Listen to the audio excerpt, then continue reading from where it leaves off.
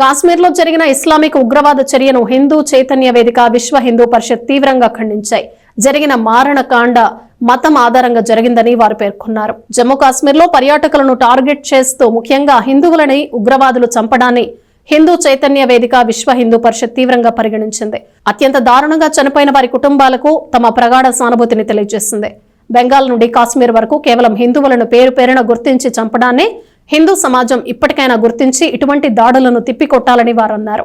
హిందూ సమాజం ఏకం కావాలని వారు పిలుపునిచ్చారు. ఈ కార్యక్రమంలో హిందూ చైతన్య వేదిక అంబటి మారుతీరావు, జిల్లా సంయోజక శ్రీనివాస, సహ సంయోజక పొట్టి మూర్తి శ్రీనివాస, నరేంద్ర స్వామి మూర్తి, బీజేపీ టౌన్ ప్రెసిడెంట్ అడప సంపత్ రాయుడు, బీజేపీ మండల president Nandakishore, doctor George, senior BJP నాయకులు ఎం గురుమూర్తి, మండల బీజేపీ పట్టణ అధ్యక్షులు ఎర్రం రాజు, సందీప్ రాజు, పాదర్తి కిషోర్, పరుచరి రమేష్, కొల్లూరు సంతోష్, రమణ తదితరులు పాల్గొన్నారు.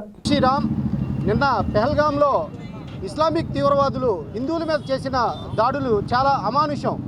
ఎంత ఘోరంగా చేశారయ్యా అంటే ప్యాంటు ఊడదీసి సుల్తీ చేసుందా లేదా అని చూసి సుల్తీ చేసుంటేనేమో వదిలేశారు, సుల్తీ చేయకపోతే అతన్ని చంపేశారు.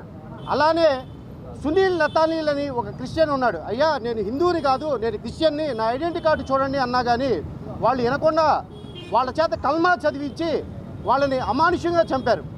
ఇది చాలా దుశ్చర్య. కొంతమంది ఇక్కడ ఉన్నటువంటి వాళ్ళు కూడా ఫేస్బుక్లో మేము చూస్తూ ఉన్నాం, చాలా అనుచితమైన వ్యాఖ్యలు మాట్లాడతాం, చాలా అసభ్యకరంగా ఇబ్బందికరమైన మెసేజ్లు పెడతాం చూస్తూ ఉన్నాం. ఇవాళ రోజున హిందూ సమాజం చాలా చైతన్యవంతమైంది. ఇప్పుడు ఎవరు కూడా ఇలా జరిగితే ఊరుకునే పరిస్థితిలో లేరు.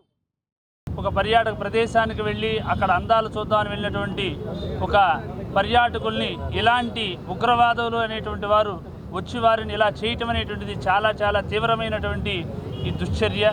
ఇలాంటి దుశ్చర్య చేసినటువంటి వారిని తప్పకుండా భారీ మూల్యంతో వాళ్ళని శిక్షించాలనేటువంటిది మన యొక్కటువంటి అందరూ కూడా ఇలాంటిది ఖండిస్తూ వాళ్ళకి ఆ మరణించినటువంటి వారికి శాంతి కలగాలని, వారి కుటుంబాలకు ప్రగాఢ సానుభూతి తెలియచేయాలని, పాకిస్తాన్ ఉగ్రవాదం ఇలాంటి దుశ్చర్య చేయటం అనేటువంటిది మానుకోవాలని, భారతీయులందరూ కూడా ఏకత్వంగా ఉండి ఇలాంటి టెర్రరిజం అనేటువంటి దాన్ని తమిరి కొట్టాలనేటువంటిది ఆశిస్తూ, నిన్నటి రోజున మనం చెప్పుకున్న ఇస్లామిక్ కంట్రీ చెప్పుకున్న సౌదీ అరేబియాకి భారత ప్రధాని వెళ్తే ఘన స్వాగతం ఇస్తే, అదే రోజున ఇక్కడున్న పాకిస్తాన్ ప్రేరేపిత మతోన్మాదులు మన 28 మంది భారతీయుల్ని దారుణంగా హతమార్చిన సంఘటన ఈ యావత్ జాతి కూడా గమనిస్తుంది.